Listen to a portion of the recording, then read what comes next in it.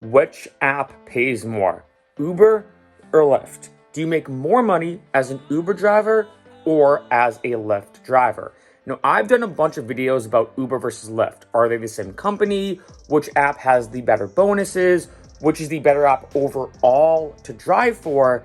But as you can imagine, this is an incredibly common question because especially when you start driving, you think, okay, Uber, Lyft, which one is really going to pay more?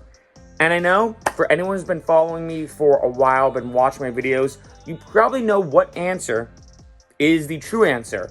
And that is, it depends. Now I know there's nothing more annoying than an ambiguous YouTube video. So really to break it down, here's the reason why it depends. Now first off, I want to say, I've said this before in other videos. I know this sounds stupid, but it's important to mention. It is 100% free to join both apps. Keep that in mind. Second thing, in addition with that, you can join both apps and there's no penalty.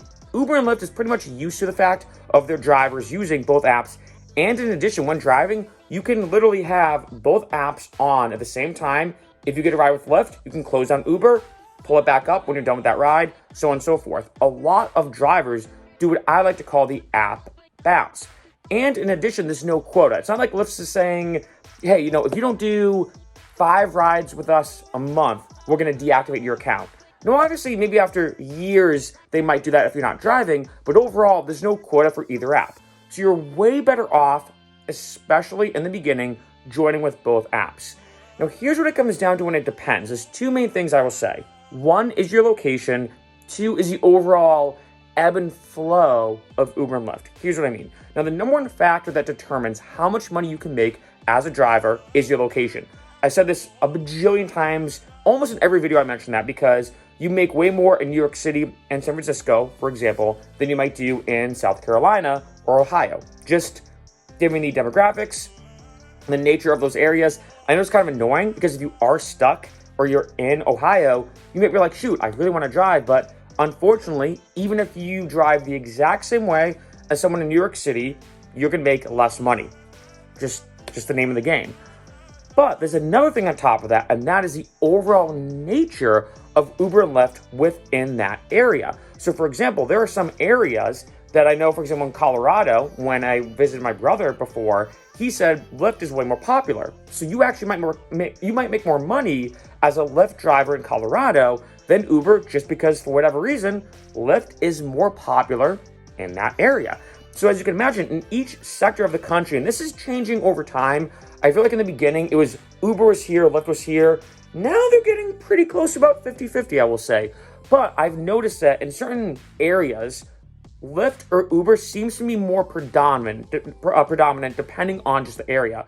So I know when I was in Vegas a couple years ago, it seemed like Lyft was the way better option than Uber. However, in other areas, for example, in LA, I know Uber seems to be a little bit more common than Lyft. It's just given maybe the nature of that exact city or that exact area. Now, the second thing, what I like to talk about is the ebb and the flow of the app. And I've said this before.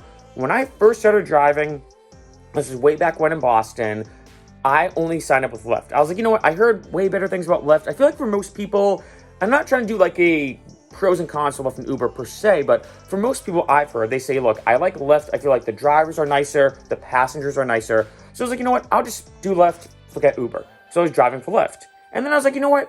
Uber's doing some crazy bonuses. This is way back when they were doing like, I think, I'm not joking, like $1,000. I think even one time I saw like $1,500 to sign up through Uber or Lyft, which is ridiculous for a bonus. So I was like, you know what? Not a bad idea to sign up with Uber as well. So I signed up with Uber and I was like, wow, I'm making way more money with Uber. So I completely stopped driving for Lyft altogether, almost overnight. Only did Uber.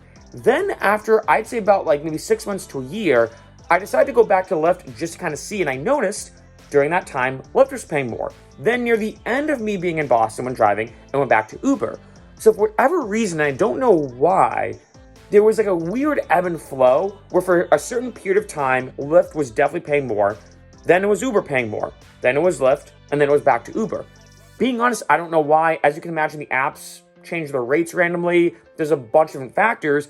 But overall, I find that it's really not a clear-cut thing. Even in Boston or in Los Angeles or in Chicago or in New York City, even though, yeah, you can say, oh, Uber pays more, well, maybe in this exact moment, Uber pays more, but maybe next month, just given if things change, Lyft might start paying more.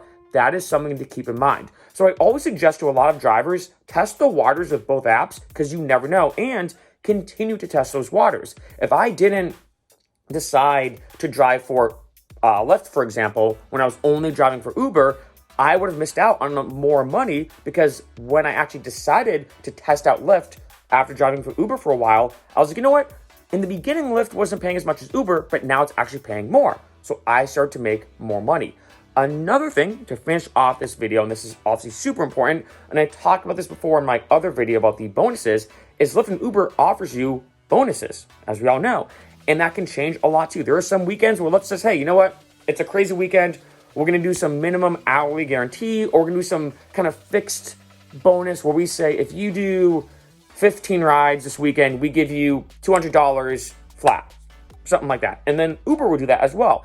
And sometimes you can get the best of both worlds. If both Lyft and Uber, and they do this a lot for, I know, music festivals, for events, for holiday weekends, if they say, hey, you know, if you do 20 rides with us this weekend, we'll give you $200 as a bonus. Will you do that through Uber? Get that bonus. Do that through Lyft. Get that bonus. Remember that when you sign up with both apps, you're in almost this great sweet spot where they're almost both fighting over you to have you drive for them. So overall, which app pays the most? It really depends on, one, your exact location. Like I said, some cities, for whatever reason, Uber is the more favorable app. In other cities, Lyft is the more favorable app. It really depends. And then the second thing is it always ebbs and flows and changes even in that same exact city. So make sure you drive for both apps.